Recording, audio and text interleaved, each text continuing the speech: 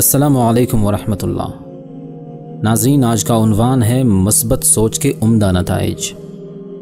Mic Tyson دنیا کا سب سے بڑا باکسر تھا۔ کسی مقدمہ میں ملوث ہونے کی وجہ سے جیل میں بند رہا۔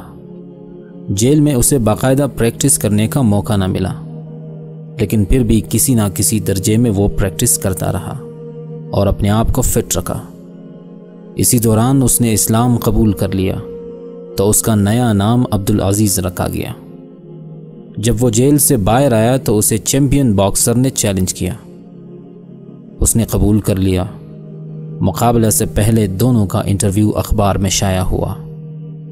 مخالف باکسر نے لمبا چوڑا انٹرویو دیا کہ میں اس کی ناک توڑ دوں گا، بازو توڑ دوں گا اور اتنا ماروں گا کہ اسے چٹی کا دودھ یاد آ جائے۔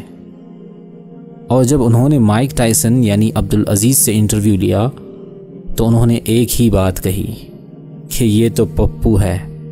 بس اس نے ایک ہی جواب دیا اور اپنے ذہن کو ٹینشن سے فارغ رکھا، اور ایسے ہی ہوا کہ ٹائسن نے اپنے حریف کو 2-3 منٹ میں شکست دے دی۔